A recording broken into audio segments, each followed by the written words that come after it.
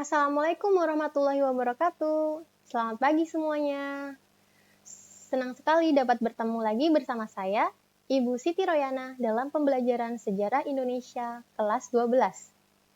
Di pertemuan sebelumnya, kita telah membahas mengenai materi Sejarah Indonesia pada masa demokrasi liberal dan Sejarah Indonesia pada masa demokrasi terpimpin, di mana kita sudah mempelajari mengenai sistem pemerintahannya dan juga sistem ekonomi.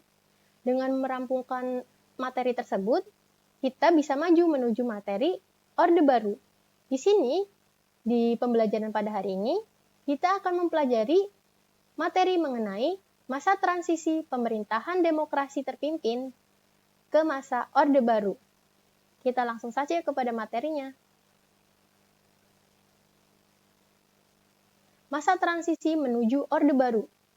Apa sih yang melatar belakangi lahirnya masa Orde Baru? Mengapa kepemimpinan dari masa Soekarno ke Presiden Soeharto tidak melalui pemilu? Dan peristiwa apa saja yang menyebabkan lahirnya Orde Baru? Di sini ada peristiwa-peristiwa. Yang pertama, ada aksi-aksi Tritura, Super Semar, dan dualisme kepemimpinan nasional. Semuanya akan kita bahas di pembelajaran hari ini. Di pertemuan sebelumnya, kita kan sudah membahas mengenai demokrasi terpimpin. Nah, lahirnya pemerintahan Orde Baru itu tidak lepas dari berbagai krisis politik, ekonomi, dan sosial yang dialami Indonesia pada masa demokrasi terpimpin. Salah satu peristiwa yang akan kita bahas adalah gerakan 30 September atau yang kita kenal dengan istilah G30 SPKI. Peristiwa ini dilatar belakangi oleh beberapa hal, di antaranya ketidakstabilan politik pada masa demokrasi terpimpin, di mana kebijakan-kebijakan politik yang dikeluarkan Presiden Soekarno telah membawa Indonesia lebih dekat dengan blok timur, yaitu politik luar negeri poros, Jakarta, Peking, Pyongyang. Dicetuskannya konsep Nasakom, nasionalis, agamis, dan komunis oleh Presiden Soekarno yang membuat kedudukan Partai Komunis Indonesia semakin kuat serta adanya konflik antara pemerintahan dan TNI Angkatan Darat yang menentang keberadaan Partai Komunis Indonesia.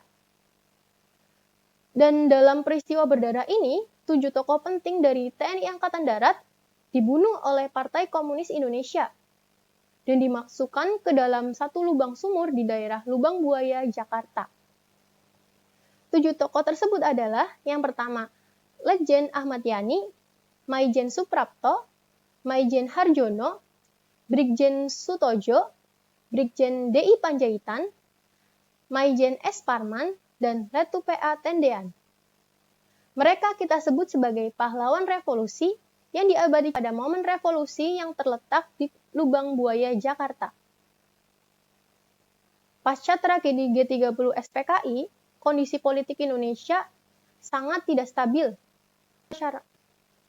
Kepercayaan masyarakat terhadap pemerintahan Presiden Soekarno semakin menurun.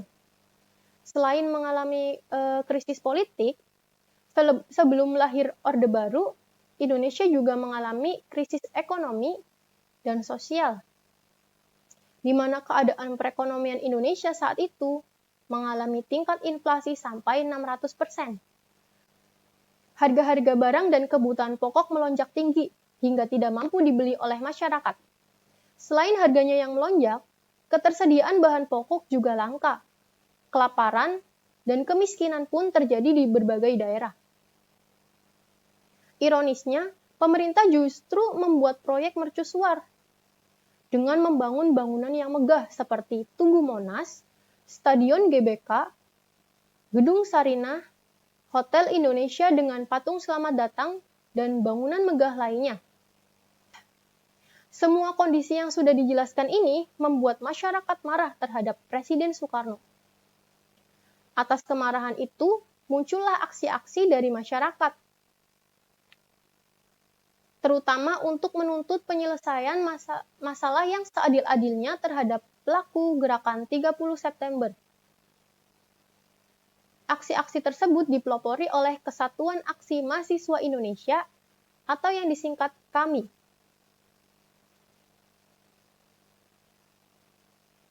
Dan juga Satuan Aksi Pemuda Indonesia, pelajar, sarjana, buruh, wanita, guru, yang mana kemudian bersatu membentuk Front Pancasila pada tanggal 26 Oktober 1965. Setelah lahirnya Front Pancasila, aksi-aksi yang menuntut pembubaran PKI semakin gencar dan meluas, sampai akhirnya pada tanggal 12 Januari 1966, Kesatuan Aksi yang tergabung ke dalam Front Pancasila ini mendatangi DPR GR dan mengajukan Tri Tuntutan Rakyat, yang berisi bubarkan PKI, bersihkan kabinet dari unsur-unsur G30 SPKI, dan turunkan harga. Tuntutan rakyat ini tidak dipenuhi oleh Presiden Soekarno. Sebagai gantinya, Presiden Soekarno ini melakukan perubahan kabinet dari Kabinet Dwi Kora menjadi Kabinet 100 Menteri. Tetapi di dalam kabinet ini masih terdapat tokoh-tokoh yang terlibat dalam gerakan 30 September.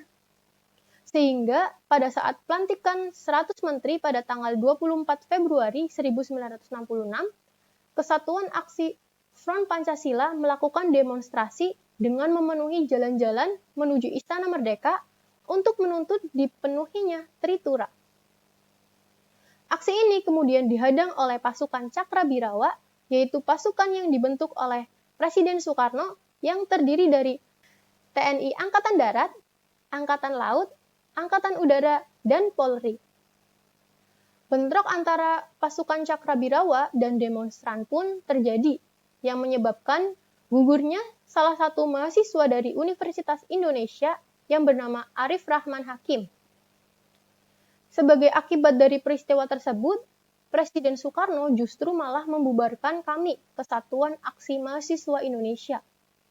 Hal ini semakin menurunkan kepercayaan masyarakat terhadap Presiden Soekarno dan memperparah krisis politik yang terjadi pada masa itu.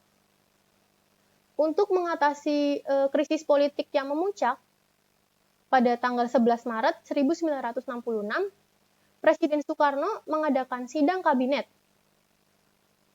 Sidang kabinet ini diboikot oleh para demonstran yang tetap menuntut pembubaran Partai Komunis Indonesia. Belum lama Presiden Soekarno ini berpidato di sidang tersebut, ia diberitahu oleh Komandan Pasukan Cakrabirawa, Brigjen Sabur, bahwa di luar gedung istana itu ada pasukan berseragam tanpa identitas. Mengetahui bahwa keadaan sudah tidak aman, Presiden Soekarno itu segera meninggalkan sidang dan segera menuju ke Bogor dengan menggunakan helikopter. Tak lama setelahnya, kepergian Soekarno ke Bogor, 3 orang Brigadir Jenderal, yakni Basuki Rahmat, M. Yusuf, Amir Mahmud, menuju kediaman Soeharto. Di sana mereka ditugaskan untuk menemui Soekarno di Bogor, yang mana Soeharto berpesan, "Sampaikan saja, saya tetap pada kesanggupan saya. Beliau akan mengerti." Jadi ini adalah pesan dari Soeharto kepada Presiden Soekarno yang akan dibawa oleh ketiga jenderal tersebut. Dari ucapan kesanggupannya ini, mengacu pada kesanggupan untuk membubarkan Partai Komunis Indonesia, asalkan mendapat kebebasan bertindak dari Presiden Soekarno. Dari sinilah kemudian lahirnya Surat Perintah 11 Maret atau yang kita kenal dengan Super Semar. Yang mana Super Semar merupakan istilah yang digunakan untuk sebuah surat perintah yang dikeluarkan oleh Soekarno kepada Soeharto pada tanggal 11 Maret 1966. Pemberian surat pada Soeharto ini merupakan pemberian kepercayaan dan sekaligus wewenang untuk mengatasi keadaan yang tidak menentu. Super Semar berisi perintah kepada Letnan Jenderal Soeharto atas nama Presiden, ABRI, pimpinan besar revolusi untuk mengambil segala tindakan yang dianggap perlu terjamin keamanan dan ketenangan serta kestabilan pemerintah. Dikeluarkannya Super Semar ditandai dengan memulai babak baru dalam perjalanan bangsa Indonesia, yaitu Orde Baru. Setelah menerima Super Semar, pada 12 Maret 1966, Soeharto membubarkan dan melarang Partai Komunis Indonesia beserta ormas-ormasnya yang bernaung atau berlindung atau seasas dengan Partai Komunis Indonesia di seluruh Indonesia. Pembubaran ini mendapatkan dukungan dari rakyat Indonesia karena salah satu tuntutan dari Tritura telah terpenuhi. Tindakan berikutnya adalah tindakan berdasarkan mandat Super Semar, yakni dikeluarkannya Keputusan Presiden Nomor 5 tanggal 18 Maret 1966 tentang penahanan terhadap 15 menteri yang dianggap terlibat dalam peristiwa Gerakan 30 September atau yang memperlihatkan itikat tidak baik dalam rangka penyelesaian masalah itu. Sejak membubarkan Kesatuan Aksi Mahasiswa Indonesia atau yang kita kenal dengan KAMI, dan tidak memenuhi tuntutan rakyat untuk membubarkan PKI, pamor Soekarno itu kian merosot.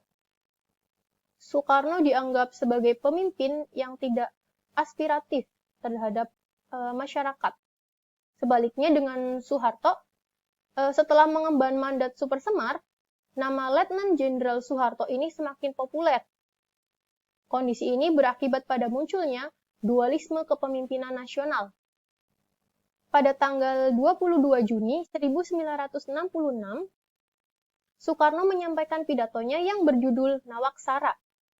Pidato ini disampaikan sebagai pertanggungjawaban atas sikapnya dalam menghadapi Gerakan 30 September. Namun, isi pidato Nawaksara ini ditolak oleh Majelis Permusyawaratan Rakyat Sementara. Nah, pada awal Julinya 1966, Super Semar itu dijadikan atau ditetapkan menjadi ketetapan MPRS. Dengan demikian, Presiden Soekarno itu tidak dapat mencabut Super Semar. Dan secara hukum, Soeharto mempunyai kedudukan yang sama dengan Soekarno, yaitu sebagai mendataris MPRS. Soeharto diberikan mandat oleh MPRS untuk membentuk sebuah kabinet baru yang bernama Kabinet Ampera, Amanat Penderitaan Rakyat, yang kemudian diresmikan pada tanggal 28 Juli 1966. Nah, di sini tugas utamanya yakni menciptakan stabilitas politik dan ekonomi dengan program utama yakni memperbaiki sandang dan pangan. Adanya dualisme dalam kepemimpinan ini menimbulkan pertentangan politik dalam masyarakat, di mana muncul pendukung Soekarno dan munculnya pendukung Soeharto. Hal ini jelas membahayakan persatuan dan kesatuan bangsa. Situasi politik di Indonesia pun semakin memanas, di mana pada masa itu para pimpinan ABRI berusaha membujuk Soekarno untuk menyerahkan kekuasaannya ke Soeharto. Hal ini demi mencegah perpecahan rakyat dan menyelamatkan lembaga kepresidenan, serta pribadi Presiden Soekarno itu sendiri. Kemudian, salah seorang sahabat dari Soekarno, Mr. Hardy, memohon agar Soekarno mengakhiri dualisme kepemimpinan ini, dengan menyarankan agar Soekarno menyatakan nonaktif di sidang MPRS dan menyetujui pembubaran Partai Komunis Indonesia.